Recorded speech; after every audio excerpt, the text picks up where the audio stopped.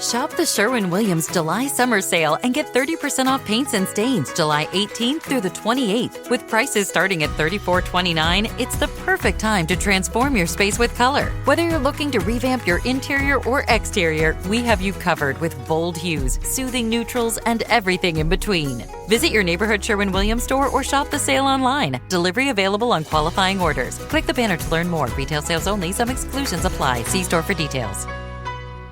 Welcome to Gardening with Ben, your go-to podcast for all things green and growing in 2025. Whether you're a seasoned gardener, a budding enthusiast, or just curious about cultivating your own slice of nature, you're in the right place. Join me, Ben, as we explore practical tips, inspiring stories, and the latest trends in gardening to make your outdoor space bloom with life. From allotment adventures to wildlife-friendly gardening, I'm here to help you grow your passion and reap the rewards. So grab your gloves, roll up your sleeves, and let's get started on this year's gardening journey. Hey everybody, and welcome back to Gardening with Ben for a brand new episode on a brand new week. Happy Monday, everybody. I hope that you've all had a fantastic weekend. I know I certainly have, even though it's been absolutely chucking it down. But good things happen with rain, because that means we don't have to spend all morning watering, which has been an absolute blessing.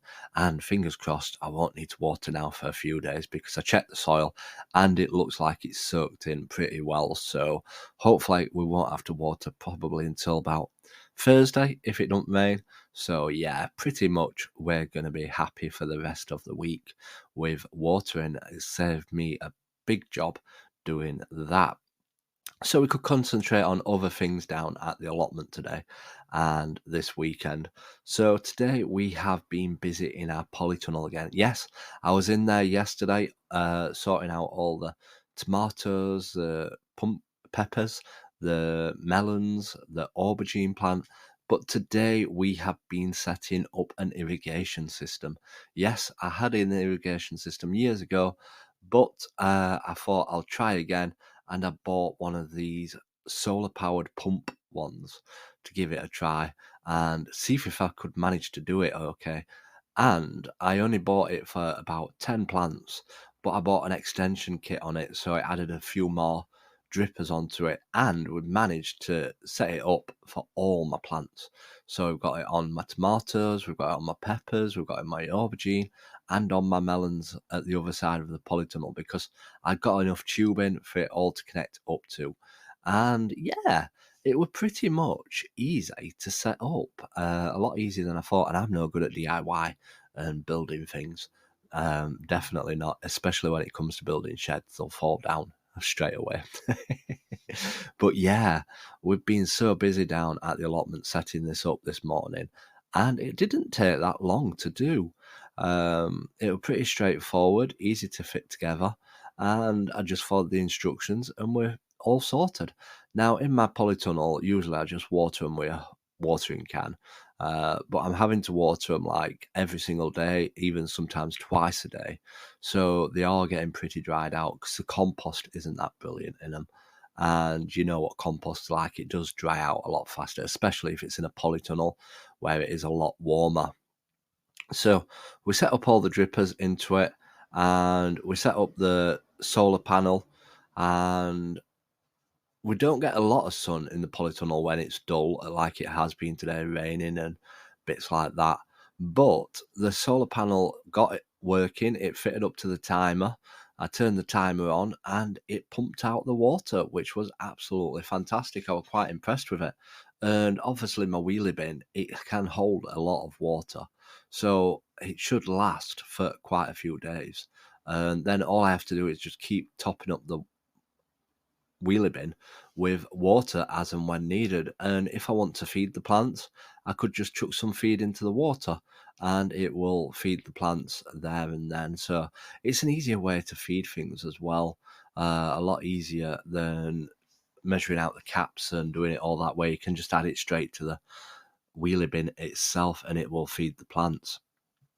Now, in with the kit, it came with a pipe what you put into the wheelie bin or into your water butt, and it's got a filter on the end of it as well, so that if there's any muck in the water, it won't get sucked into the pipe and it won't mess it all up in a sense.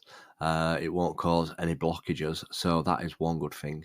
And it also comes with some water prongs, what you stick in, and it's basically when the prongs are dry, that means there's no water left in the wheelie bin and it won't try and pump it out. It'll just keep off until it's actually filled back up again. So we'll see how we get along with that and see how much water we can use on our plants and how long it lasts for without having to fill it up.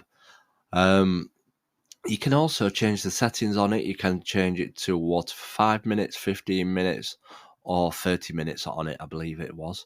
And you can do it for every 12 hours, every 24 hours, every 48 hours, or every 72 hours. So I've set mine to 5 minutes watering every 12 hours. So they get a water twice a day, one in the morning and one at a night time, so that it'll keep them hydrated and hopefully keep the plants alive. It'll save me a big job going down to the allotment every day, keeping them watered and keeping them hydrated. And obviously my dad does a lot of the watering as well, so it'll save him having to do it.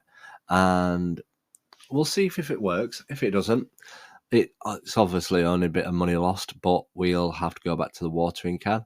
But it's worth a try. I love trying new stuff out and little inventions. It's always exciting trying different things and different methods in growing these things. So yeah, it's been pretty much a busy morning down at the allotment today.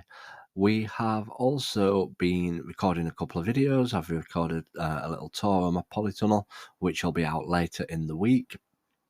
As I weren't able to do my outside tour today, I wanted to do a tour of my plot, as it's been a couple of weeks since the last one, and I couldn't do it because it was absolutely chucking it down on the allotment and I didn't want to get wet, obviously.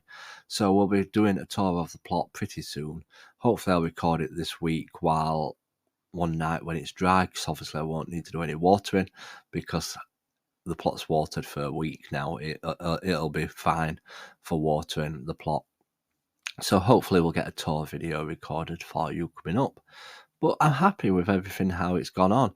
I also did a little slug hunt as well this morning, because obviously with the rain, out comes the slugs. And I was just checking on my pumpkins and I could see slugs attached to the pumpkins. So they were straight off there. I was taking them off the pumpkins. I don't want them getting eaten.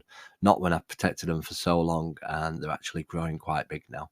I'm quite surprised actually, because my Atlantic giant one is growing faster than the other one, which is quite large at the moment. So I'm expecting the Atlantic giant to overtake the normal sized pumpkin pretty soon, because it's growing so much every single day. I might end up having to have a forklift to move it at this rate. Fingers crossed, but we'll see. I don't think it'll be a massive giant one, but we'll see how big we can get it to grow. Obviously we're in July now, and the pumpkins usually stop growing around September time. So it's got quite a few months to grow and hopefully get to a decent sized pumpkin, because I'm excited about this. I've never grown the Atlantic giant ones. So it'll be exciting to see how big we actually can grow it. We only sowed these about end of May time, and obviously usually you start pumpkins off around March time, so we're pretty late in starting these off. So if they do well this year, I'll obviously be starting them off in March next year, and then maybe we will get a massive giant one, because that will be fun to see how big we can actually grow a pumpkin. That's the thing with gardening as well. It's not just about growing food, it's about having fun, having little competitions, seeing what you can do, see how you can grow it, and set yourself little challenges as well, as that makes it more exciting. I don't care if I don't get no produce from something. It's just about having fun and enjoying being outside in the fresh air and making the most of the weekends, rather than being stuck inside doing nothing all weekend. So yeah, that has been what I've been up to on Sunday down at the allotment.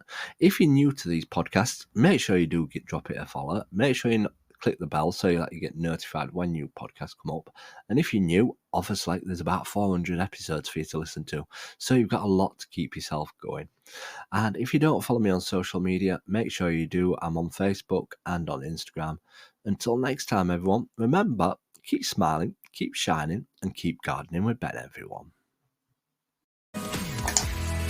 Thanks for tuning in to today's episode of Gardening with Ben. I hope you've enjoyed our chat and picked up some tips to help your garden and allotment thrive. Don't forget to stay connected with me on all social media for even more gardening inspiration, updates and behind the scenes content. You can find me on Facebook, Instagram and YouTube. Just search Gardening with Ben. Hit that follow button or subscribe button and join our growing community of garden lovers. Until next time, everyone, remember, keep smiling, keep shining, and keep gardening with Ben.